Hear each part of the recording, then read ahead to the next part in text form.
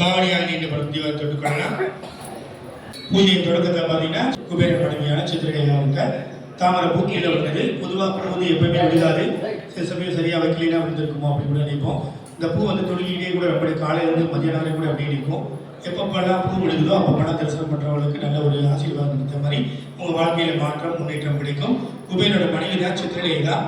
பொதுவாக வந்து ஒரு தெய்வங்களோட மனைவிகளையும் நம்ம வழிபடுறது நம்ம ரொம்ப விசேஷம். பொதுவாக வீட்டில் கூட பார்த்தீங்கன்னா மனைவி தான் வந்து கொடுக்க சொல்லுவாங்க, சில விஷயங்கள் வேணாம்னு சொல்லுவாங்க. அறிவுக்கும் செல்வத்துக்கும் அதனால தான் பெண் கடவுளை சொல்கிறாங்க.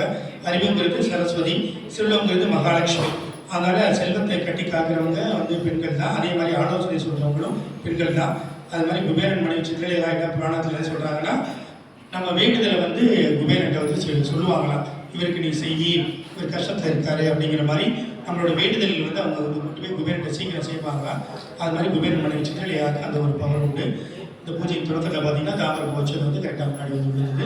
இது வந்து தரிசனம் செய்யும் பக்தர்களுக்கும் பூஜை செய்யும் பக்தர்களுக்கும் நல்ல சகனமாக கருதப்படுகின்றது. நவகிரகங்கள் 9 கோயில்களுக்கும் நீங்கள் கேள்விப்பட்டிருக்கீங்க, கும்பகோணத்தை சுற்றி இருக்கும். அதில் வந்து முதல் கோயில் வந்து திருவெண்காடு தான். குபேரன் வந்து மறுபடியும் பட்டினத்தாரை பறக்கிறார். அதாவது திருவட்டிக்கு பட்டினத்தார சமாதிக்கு போனீங்கன்னா சமாதிக்கு ஆப்போசிட்ல இருக்க மண்டபத்தில் வந்து குபேரன் சித்திரலேகா ஃபோட்டோ மாட்டி வச்சிருப்பாங்க. அந்த புதன் ஸ்தலத்தில் குபேரன் மறுபடியும் பிறக்கிறனால தான் புதனுக்குரிய பச்சை எல்லாமே குபேரனுக்கு பயன்படுத்தப்படுது.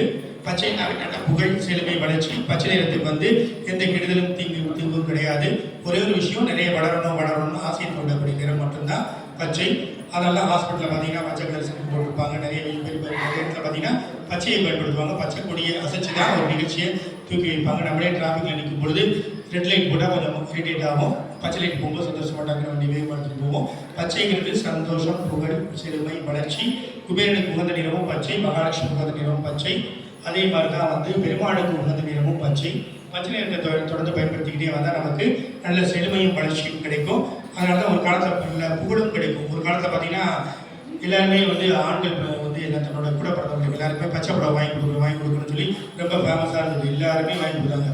ஆரம்ப நிலையிலேருந்து செல்வநிலை அத்தனை பேருமே கூட பிறந்தவங்களுக்கு பச்சை நிற புடவை வாங்கி கொடுத்தாங்க. அந்த பச்சை நிற புடவை நல்ல ஃபேமஸ் ஆச்சு. பச்சை நிறம்னாவே நல்ல புகழ். அதுக்கப்புறம் அதே மாதிரி மஞ்சள் நிறம் வந்தது. அந்த மஞ்சள் நிறம் ஏற்படுத்த செல்வ வளர்ச்சி, யோகம், புகழுக்கு புதனோட அறிவு வேணும். புதனுக்கு அறிவியது தான் குபேரனும் விஷ்ணு பகவானும்.